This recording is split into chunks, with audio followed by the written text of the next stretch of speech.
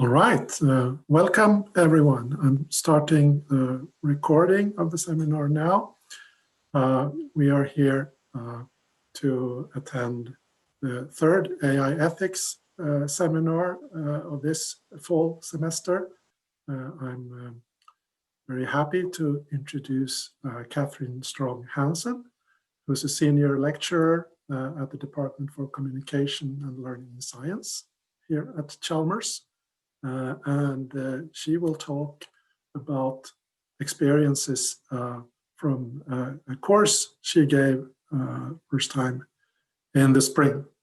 What fiction can teach us about AI ethics. Kathryn, please. Thank you. Yes, today's talk will concentrate mostly on one course, but I will talk a bit about the underpinnings to that course. So hopefully you can see my slides.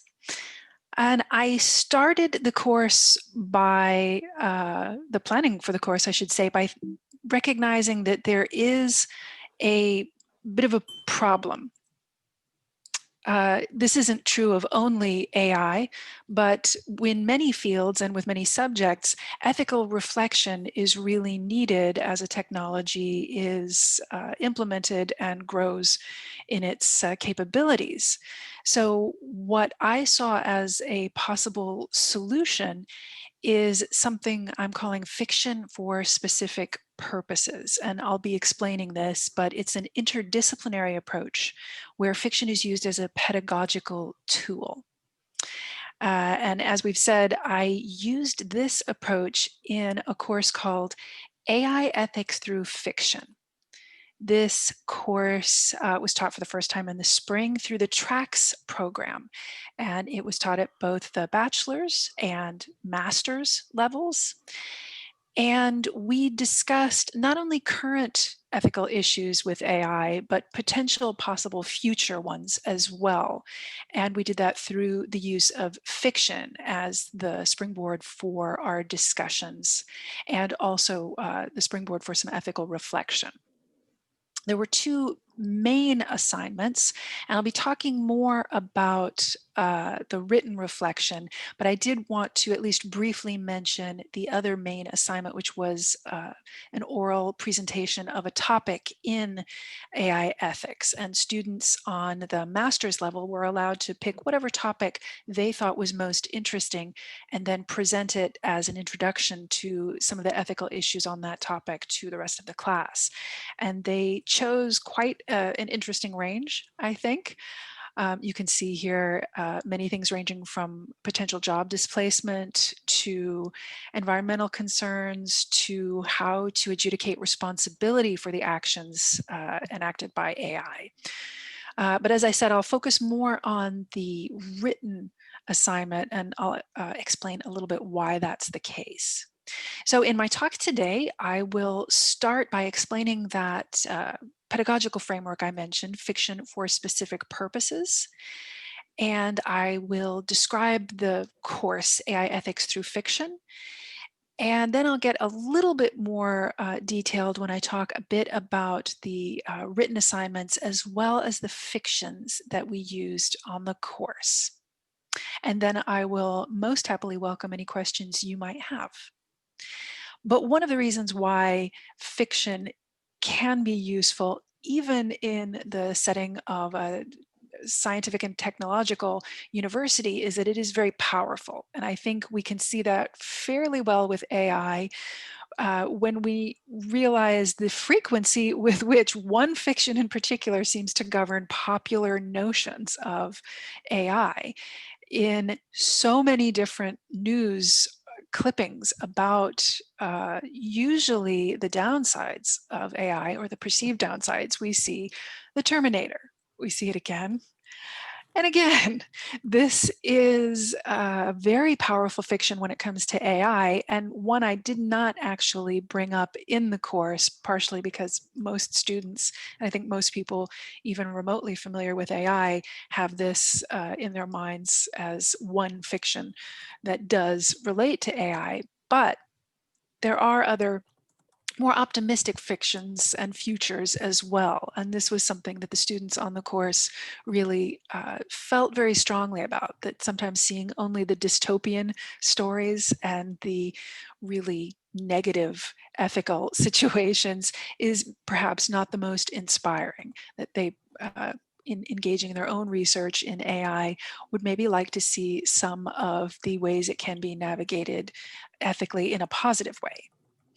But fiction exercises a lot of other powers as well.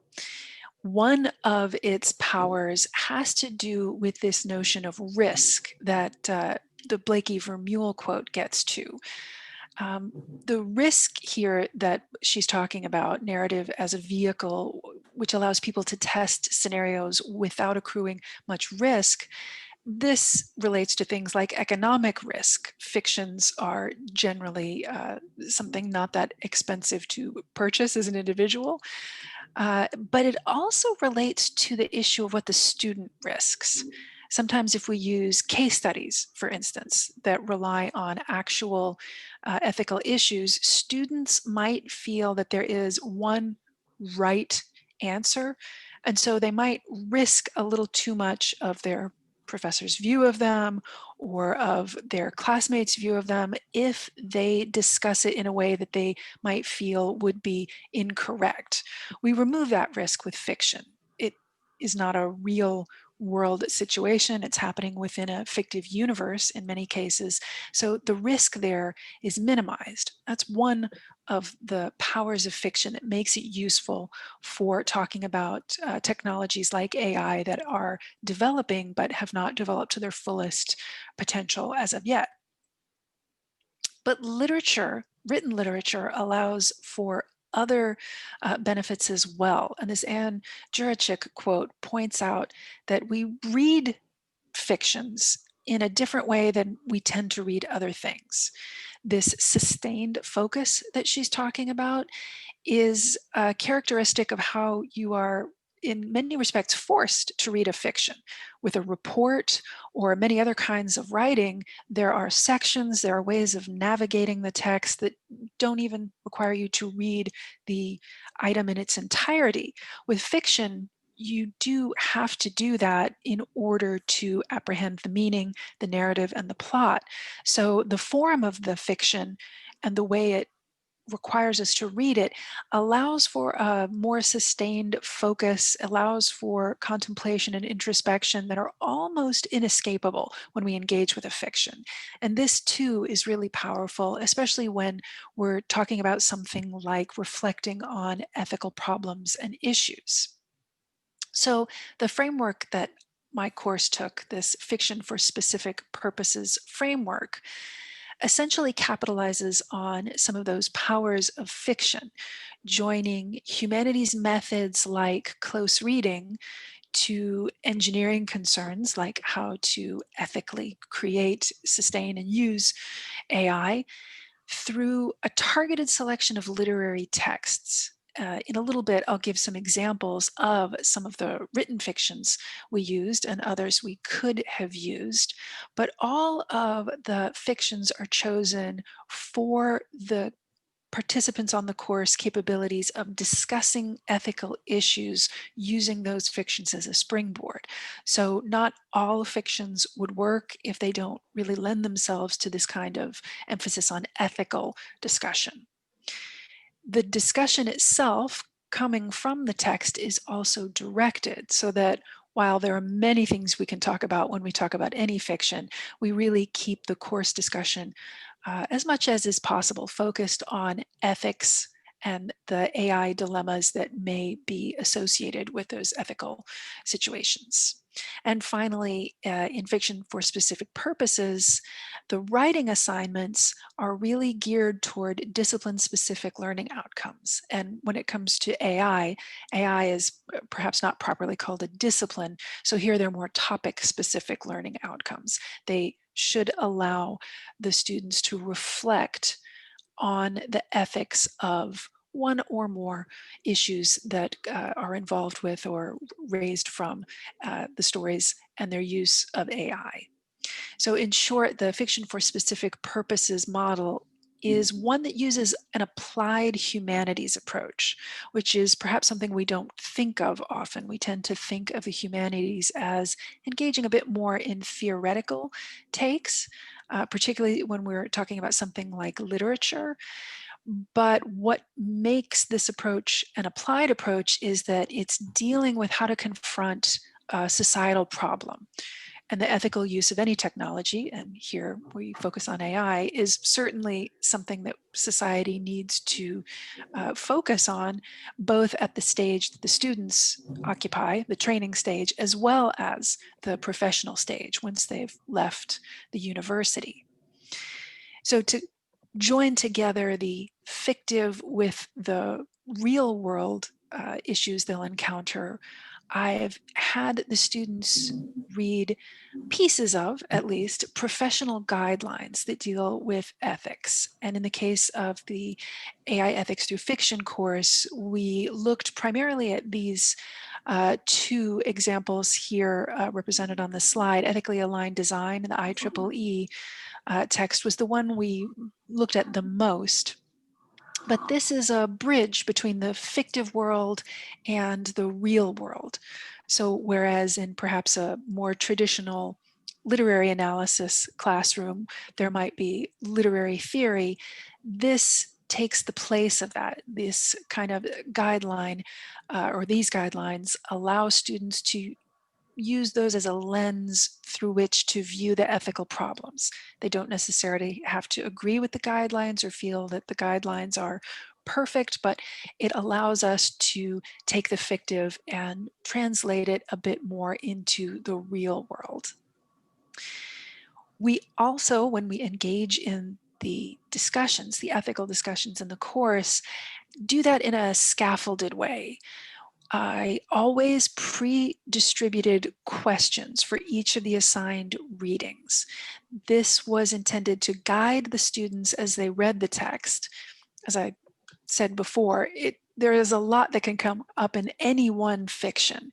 It can let us look at language, it can let us look at symbolism and metaphor, and there's nothing wrong with that, but the pre-distributed questions kept the focus on ethical issues so that we can really keep the class quite focused. So the students also, through these pre-distributed questions, had the chance to think about some of these issues in a little more sustained way prior to coming into the class sessions. And that means that while they might have spontaneous ideas in the discussions, they also had prepared some of their thinking, which gave us all a bit more to talk about than if everything was a spontaneous discussion. This also let the students know what kind of expected topics each fictional text might give rise to in our discussions. That doesn't mean that avenues of discussion that I hadn't thought of were squashed, but it at least let students know a bit more what to expect. And again, those professional guidelines let us make connections between the fictive and the actual. Let me give you an example of one of the kind of discussion questions that I used. There was a story called The Truth of Fact, The Truth of Feeling, and it's in this collection of short stories called Exhalation by the author Ted Chiang. And because I'm not having you read this text before the session, I have a small piece of it here to help contextualize the discussion question example. So this snippet of the text is the narrator of this story, and he says, "We don't normally think of it as such, but writing is a technology, which means that a literate person is someone whose thought processes are technologically mediated. We became cognitive cyborgs as soon as we became fluent readers, and the consequences of that were profound." Now, in this short story, there is another technology. I'm not going to mention it because I'm sort of hoping some people feel inspired to go and read this story, which, if you don't want to acquire the short story collection Exhalation, you can find the full text of this story online if that's something you are interested in. Can I interrupt and just say that this is a wonderful short story collection, so the audience really should read the full collection. Yeah, I'll mention another of Chang's stories as well, but he has an amazing way of taking science and technology issues and really, really showing how engineering and science are fundamentally human enterprises, and they can allow us to explore our humanities in ways that maybe we don't think of. And this quote, I would never probably on my own have thought of writing as a technology in this way, but of course he's right, and he's right about some interesting things with the technology I'm not mentioning in this story. But the discussion question I gave to students, one of them for this story, relates to that notion that technology can change us in ways we don't necessarily see before we participate in or use a technology. And so this led us into discussing how we can make fully ethical choices about AI if we don't yet know how and in what ways it might change us. There's no right answer necessarily to this question. It's something we discuss and talk about. Why might this be the case, or why this can't be the case? And if we can make fully ethical choices, how can we do so? And I don't think we had a consensus in the participants on the course as to whether we can or can't, but thinking about these issues, how we can maybe implement some of these thought processes as we, or I should say they, since I'm not someone who will ever create AI, but if AI is something they want to engage in professionally, how can they have these thought processes working in their minds as they build their technologies and contribute to the progression and advancement of the technology? I'll give another example of a discussion question, and this also is another example of one of the stories we looked at. This one is from the online magazine called Strange Horizons. It's called Tomorrow is Waiting, written by Holly Minzer. And this quote, to contextualize the story a little bit, is admittedly a strange one, and I've parsed together a few pieces of the text to try and make it a little more coherent. But the narrator in this text says, "The Muppet Show was really funny, strange and kind of hokey, but charming all the same. Luckily, there was so much to feed an AI bot that a character creates, on top of the movies, hours and hours of TV specials and commercials and interviews and even outtakes, all of it in character, that the character who is mentioned here creates an AI through training it on this material. That was the freaky thing. Angie, the creator of an AI, had designed a bot that could seem to be happy. She wasn't supposed to be able to do that."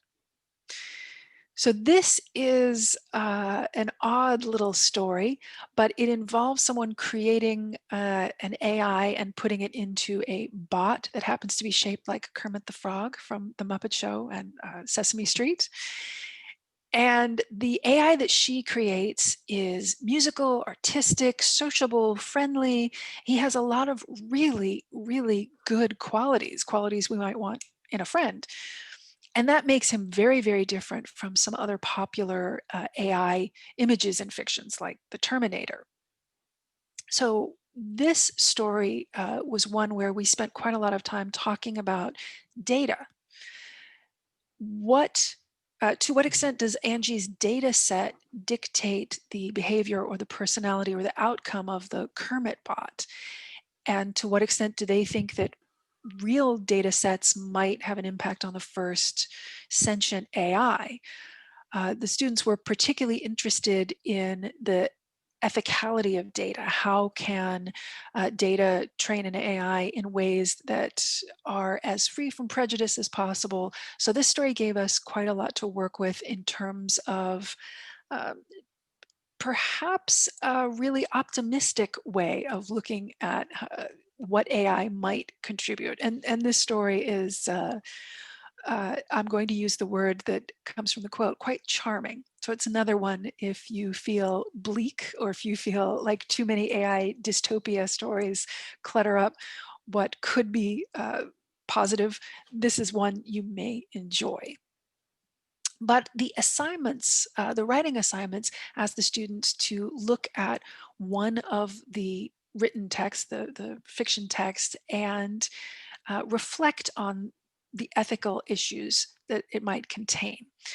But one of the reasons why I'm really stressing the writing assignments in this talk, even though there was a presentation in the course, is that writing does particular things. If you've ever had the experience that this PhD comics character has, you know that that fantastic idea that you have, that perfect idea that exists in your mind, seldom makes it to the screen, or if you're old-fashioned, the page, in ways that you meant for it to. Writing is hard. Writing is something that really forces us to articulate ourselves in ways that differ even from when we speak. The way we talk around something, we can engage in a lot of supplementary things when we speak. Facial expressions, I can, if we were face to face, I could look at you and see if you're understanding me. But with a writing task, none of that exists. We have to anticipate a reader pretty well without that reader being there. And so this makes it a really useful forum for analysis and for certain kinds of problem solving, because it forces us to be more specific than we might otherwise be. Writing has a variety of functions, as Andy Clark says, but one of the functions that is most useful when you are talking about something like ethical reflection is that it freezes our thoughts and ideas so that we can then examine them in a later time. So it allows us to think, go away, think again. So writing asks of us something extraordinarily difficult, but incredibly useful. And in the writing assignments, I had envisioned something different than what many of the students eventually produced. I'll explain. My thinking on the writing assignments was a bit traditional, and I asked students to answer the question, what ethical issue does the text that you've selected contain, and how might those who create or contribute to AI, they could take that in whatever direction they wanted, incorporate ethical reflection on the issue that the text contains into their work. And I told students you could do a traditional report with the introduction, methods, results, and discussion style report, very traditional, or you could write a popular science essay. No one wrote a popular science essay. That was not a popular choice. We had a few do the traditional report, but I had a few groups of students come up and say, can we do something different? And what they proposed was a creative writing assignment. They asked, can we write our own fiction? And they actually, these groups put it together in a short story collection where several of them would either write a story individually, a few of them wrote together, and they then had to write a statement of what the goal was with each of these fictions. What ethical issues were they trying to convey? How did their short story contribute to our thinking about these issues? And they didn't want these stories to be shared, so I don't have examples to share with you, but this led to some really fascinating introspection, reflection, and discussion among the participants. So in future runs of the course, I plan to offer this at the beginning as one option. One of the benefits of the TRACS program is that students should have some kind of say about the form that the projects take. And possibly because they chose the form themselves, this was really delightful to read, but delightful in the kinds of thinking they engaged in to grapple with some of these issues. Other assignments that I came up with but didn't assign, but might be interesting to think about in terms of ways students might think about ethical problems, would be similarly fictional productions. Students could write a CV for a fictional character or a report from the point of view of a fictional character. And these are both from a character from Isaac Asimov's The Martian Way. This would allow students to take a fictional character's point of view so that they have to see things from that person's perspective, not viewing through their own perspective, but trying to justify things such as creating the objective on the CV as that character would, and that fosters narrative sympathy, the ability to try and move out of our own frame of reference to see something from another perspective. And that helps lead to ethical reflection. And just as the groups did with their creative writing, this would require as well a companion explanation to ensure that the students are thinking through those choices, not just creating something because maybe it's fun to think from that perspective, but why would the character see this ethical issue in that way? We did have a few different kinds of literary texts that we looked at, some of which I've mentioned, and a few others are here. And some of the fictions I assigned had artificial intelligence as an explicit theme or related theme. And you see here, there's another Ted Chiang story. This one's actually a novella, the life cycle of software objects, some short stories. And there is also a novel here by Becky Chambers. She has a 3-novel series that has an AI sentient character who takes some different forms. I'll try not to spoil too much there. But other fictions can work as well.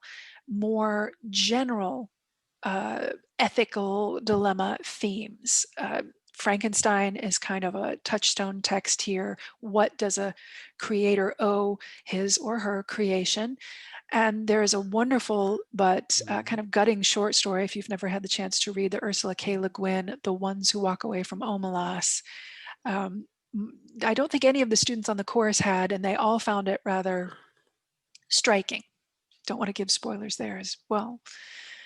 But in future runs of the course, I may also involve televisual fictions. I have some examples here. Black Mirror is one that we looked at a very little bit on the course, but it engages in very twisted takes on technology, but often leads to a lot of ethical questions. There are some episodes here. I'm giving the season and episode number in case you're interested. And the image on the screen here is from the Star Trek Next Generation episode Measure of a Man, in which the android character Data has to kind of justify his own right to his, I'm going to say personhood, although I understand when we're talking about AI, that's a very complicated term. But there are other televisual fictions that could be of interest here in the ethical problems they express concerning AI. And of course, there are some films. Students on the course, one student group wrote about I Am Mother, and you may well know these others, especially since Ex Machina has a hometown girl in it as the main character.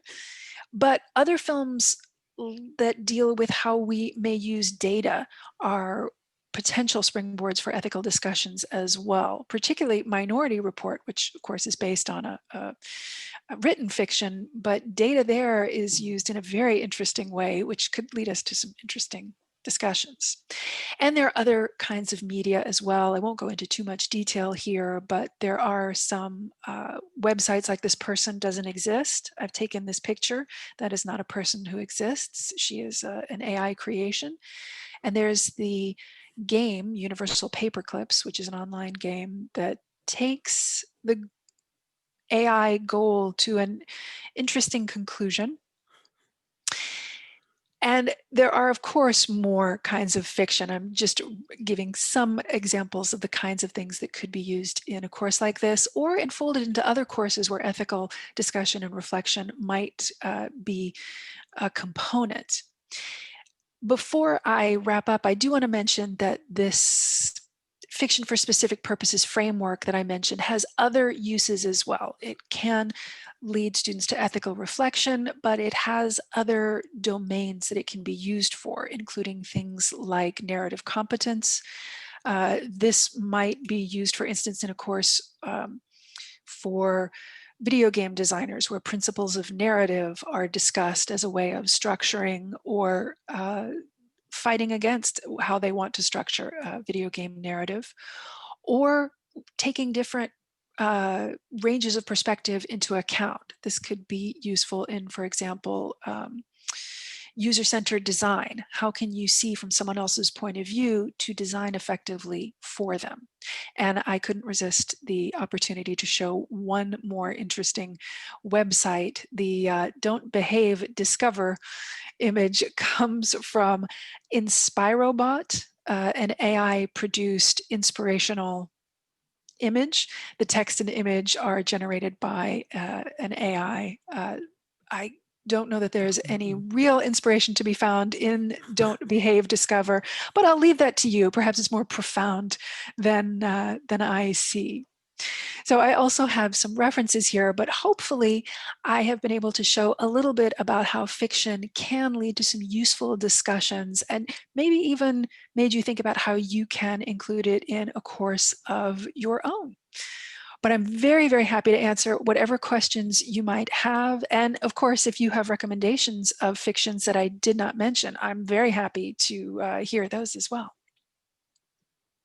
Thank you, Kathryn. Very fascinating. We have plenty of time for questions and comments. If you want, you can ask them in the chat, but I think that you can, if you want, you can simply just grab the microphone and ask it straight out. Ole, this is Gerardo Schneider here. I have a couple of questions, if it is okay. Yes. I have two questions. The first one, if it would be possible that you share the slides. I think they were very interesting and there are a lot of references and I would appreciate that. Sure. And the other question is more concrete, is about, it's a kind of creative writing course, yeah, as you mentioned, focus in particular on AI and ethics. Do you have, or do the students have any kind of incentive, motivation to maybe, if they write something nice, to publish, or a short story, or then maybe extend it as a novel or something like that? I certainly have encouraged the groups who did that to consider that. I think they had some very interesting ideas, and of course, we see the state the world is in. There are a lot of people who truly do not grasp science at all, or they grasp it partially. So someone who has a more engineering, technology developer point of view, creating these kinds of fictions could do a lot to help popularize more sound notions. And I do think it was, for the students who did that, a really useful mental exercise, but it led to stories that did raise really good issues. I could, like I said, I couldn't convince them to let me share with you, but they did some very good things. So I have encouraged them, and I think it could be something of use and greater benefit. I think more people entertaining themselves with good, solid science-based fictions, that's a fundamentally good thing. I have nothing personally against the Terminator, but I do think that's kind of a limited view of what AI might be. Sure, we've got that. Let's move on beyond dystopia, maybe. And these did that in very interesting ways. So yeah, if you run into any of your own students who might seem to be interested, please, please, please tell them they should, even if they don't take this course, write and share those ideas. Sorry, just a follow-up question on that. But the course is more about reading material on AI and ethics, but you don't teach creative writing, for instance. No. I think this time around I will give some resources on creative writing if they choose that. But to be honest, they could be the world's worst creative writers as long as they're thinking about the ethical issues and the ramifications and those dimensions. Then if they're a terrible creative writer, I still think it's a very, very useful exercise. Okay, thanks. Thank you. Hi, may I ask a question? Sure, go ahead. Hi, thank you. That was a very interesting talk. I really enjoyed it. Thanks. Could you say a little bit about what were some of the ethical questions that you discussed in class? We talked about quite a lot of things. Some of it was with the Frankenstein example, for instance. That's where we started. We kind of looked at, when you create something, how far does the responsibility go? Victor Frankenstein is a terrible example of that, but we could talk about maybe where those lines were or could be drawn. We talked about things like how and to what extent we can get prejudice taken out or minimized in data sets. We talked about things like access to the kinds of technologies that get produced. How might this create inequalities in a society where some, but not all, have access to these kinds of powerful tools? And are there ways that these kinds of technologies could be made more widely available? What would that take? Some students talked about how AI increasingly is being used in disinformation campaigns, and how maybe there could be ways of professional ethics guidelines, for instance, really taking a harder stance on that. Many of the issues probably many more came up from the students' own takes on the stories than from my discussion questions. We started with my discussion questions and then they kind of went from there. So really, we went into a lot of directions. I'm probably doing the students a disservice by only giving a part, but they really engaged in some very interesting discussions that I hadn't foreseen, and building on what they were thinking of was a lot of fun. They were a lovely bunch. Evidently, y'all who do AI, you're great people. That's really wonderful. Yeah. One thought I have is you might want to have a side-by-side reading on like some paper on like fairness in AI or something like that. Like if you could find a review paper or something, because it would address what the state of the art is and how hard some of these problems are.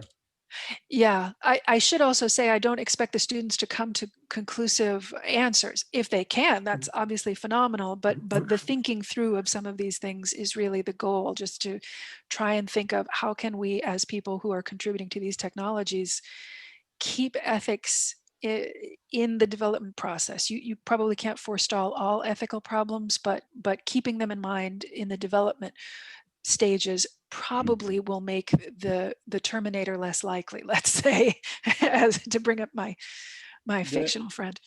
I'll just say one last thing. I know I'm taking up time. There's a movement in HCI and AI that goes back 20 years called value-sensitive design. And that might be something also that's very relevant. You can find a bunch of good papers online. Great, thank you. Thank you very much. Thank you. Yeah. So we have a couple of questions in the chat. Username Horkin7 has one. Would you like to pose it? Horkin7? Yeah, sure. Wait. Go ahead. Am I still, no, now I'm fine. Yeah, so you said in the beginning of your talk that something similar to, we cannot take any actions since we don't really know where the AI is going. So, no, okay, maybe I misunderstood you, but okay. Still, what kind of actions could we take now before it's too late, or whatever you may say? And what kind of steps can I as a AI practitioner take actually? I don't mean to suggest that there's nothing we can do because we don't know the end point of AI. Mostly because I am not an engineer, I can't give you the practical help that you probably are asking for here.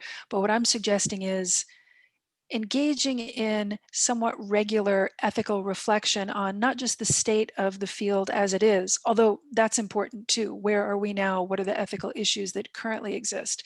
But trying to look forward as we go more and more towards where AI is headed, whatever direction that may be, continuing to look at possible speculative futures and thinking through some of the ethical issues there help us all the way along.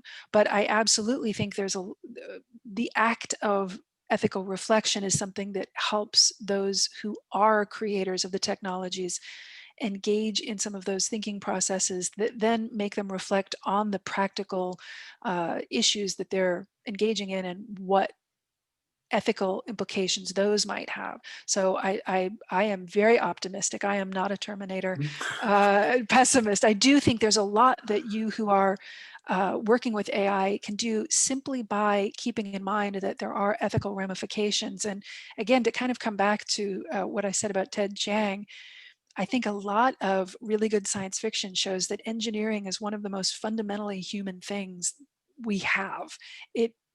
What you do as an engineer affects, I can't literally say everybody, but affects so many people, and having ethics as a part of your reflection process when you're engaging in these things, I do think makes a difference, because it will make you think about that effect you have on those other human lives.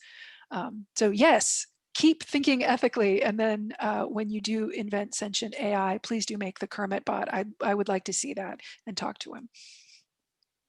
Thank you very much. Thank And I you. would very much encourage collaboration between the academy and practitioners in this field, because it's very hard as a practitioner to quantify this, because it's quite easy to take a step back and to think about this, but to think about it in which way, or what should the outcomes be, or what steps should you take at the next step. And yeah, that's interesting to collaborate on.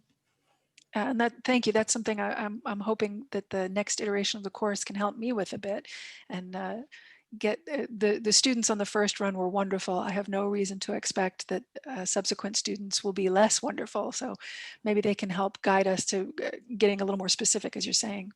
Let's be in contact with that, because maybe we can have some collaboration with our practical problems. Yeah, absolutely. Absolutely. Yes. I'm sorry, Harkin, where are you at? I'm at Recorded Future. Uh-huh. If you know about it, we're providing cyber intelligence or threat intelligence about various fields. So we process a lot of unstructured data and provide it to our clients to reduce risk, so they can know what's happening before it happens, kind of. Great. The next question from the chat is from Katarina Sperling. Katarina, do you want to pose it? Hi, thank you very much for a great talk. It was very inspiring to hear you describing the course that you have. And I'm a PhD student in Linköping University, and I work at the pedagogical department. So I was thinking, is this a course that could fit into a K-12 educational setting? And I'm thinking more high school or lower secondary school, like from 9th grade and upwards. I would think that you could. You might need to exercise slightly more care in the selection of the texts. It depends on the reading level. For instance, if you are going younger, some of these texts might be a little more complicated, but certainly some of the short stories that are a bit more I don't want to say simplistic in their language, that does them a disservice, but ones that wouldn't take higher level of vocabulary to understand. I definitely think it's the sort of thing that younger students could think about as well. What are the ethical issues here? And then if they have an engineering project, maybe they could look at how there might be an ethical dimension there. What kinds of thinking are involved in even a very simple engineering problem? There's some interaction between the technology and the human. So maybe the stories could be chosen to help guide them through thinking some of those steps, and then reflecting on their own role as a creator of products and technologies as well. But yeah, I think this could work with a younger age group as well. I think a lot of times we don't talk about ethical issues at those levels in the same way that maybe we sometimes do at the university level, but we all, from a young age to the rest of our lives, probably do need to think about these things so that we can at least involve ethical thinking in our processes, whatever our processes may be. But yeah, I think so. Okay, Yeah. great. Well, thank you very much. Sure. Yeah. Very exciting prospect. I have a practical question here from Marika Jonsson, who says she has microphone problems. I'll read it out loud. Can doctoral students from KTH apply for the course? I don't know. I think it's a Chalmers only, but to be honest, I haven't had anyone else ask that, so I'm not entirely certain how that works. If you'd like to email me and I can look into it, my email is the easiest to remember in all of Chalmers. It's strong@chalmers.se. I know it doesn't look like it, but that is me. So if you'd like to email me directly, I can look into that, because I'm sorry to tell you, I don't have an answer to that question. That's a very good one, though. Yeah. I have a question myself. Yes, of course. Concerning this approach through fiction. So a clear advantage with it, I think, is that human brains are like designed for picking up knowledge through narratives. It's much easier than picking it up from like mathematical formulas or whatever. But if I try to think about what might be a downside, could it be that if you focus too narrowly on the specific scenario told in the narrative, the lessons that you learn from it risk being too narrow and you miss the broader picture? I think you're exactly right. It's one of the reasons why I think it is helpful to have a range of fictional choices that are studied, including those that don't deal directly with AI. I think having a broader discussion about ethics of creating a little more broadly and creating AI a little more narrowly help deal with that issue you're talking about, where you can get a little bit blinkered or restricted in thinking and just have this narrow band of focus. AI is not actually a discipline. It's a tool that's going to be used in so many different ways that it really has a pretty far reach. So I think letting the discussions roam a bit outside of that helps show that there are a lot of areas where AI is going to touch, and that means there are a lot of ethical issues that might be even more expansive than we at this moment think. So yeah, I agree with you. Yes. Another question. I don't know if you said this in the beginning about this general fiction for specific purposes concept. What's the origin of that? Is it recent? This is something I've been developing. Yeah. So there are some different universities who have programs. There's one in Wales called Science Humanities, but the focus tends to be how science can help those in the humanities understand certain things. I haven't seen approaches that flip that, where humanities approaches can be used in STEM educational contexts. But I think, as you were just saying, narrative is something that is a pattern finding, pattern recognizing exercise that we almost have our brains created to engage in, or at least there is increasing study on the kind of structure of the brain and how it responds to narrative.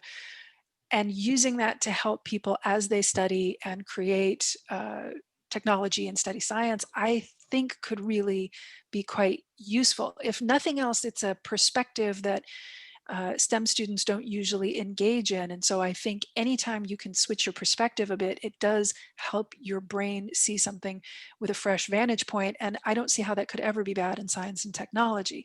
So the fiction for specific purposes framework is something that I think might be useful. And again, as we had with the question, I think it's something that could work not just at university, but at many different levels to help show that education is holistic. You don't just have science classes and history classes, and our brains do need to take all the information we have and use it as we create whatever advancements we create, whether we're scientists, whether we're studying humanities fields. We need these full sets of information and full tool sets where it's not just science, not just humanities, but maybe a combination of both to really help us grapple with these problems that some of the grand societal problems involve all these different ways of thinking.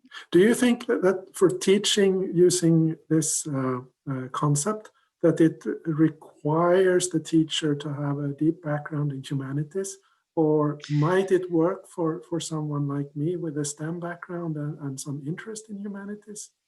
I think it depends on the person. I think certainly I think you're a good example. I think you are someone who probably has some fiction reading as a usual practice. And I think for someone who has certainly something like science fiction reading, I think a lot of scientists engage in pursuing fiction in some form or fashion when they're not engaging in their technological and scientific pursuits. So I think, at least in my estimation, many scientists and practitioners of technology would be quite good at this. Not all, and I don't think everyone necessarily has to try it. I think where those people might not have the depth of reading, for instance, work with someone in the humanities and gain help that way. But for many scientists and people in technology, I think this could be something they can do.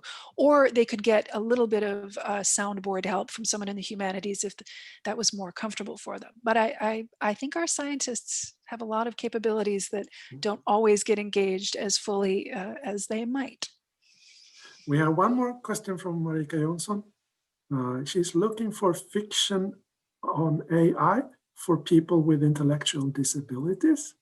Do you have any suggestion for that? Offhand, I don't. I don't know if the question refers to fictions that are pitched towards readers who have intellectual I disabilities, think that's or what she if means. that I don't know. Partially because the population I teach, we may have students with dyslexia or with ADHD or something like that, but generally speaking, they're exceptionally high functioning.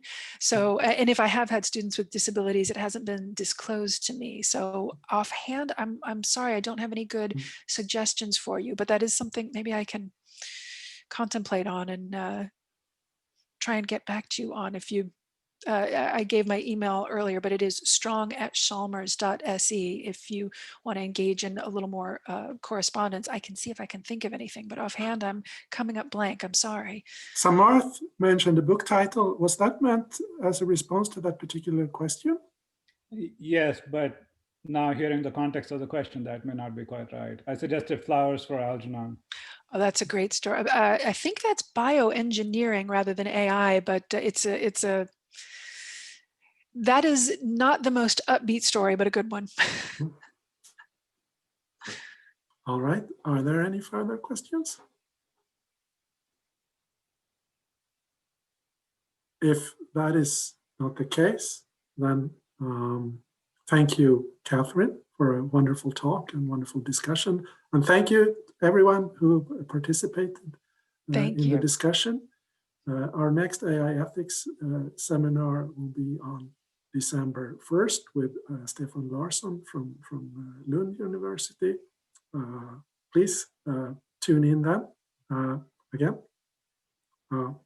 So thank you. Thank you. Have a good day, everybody.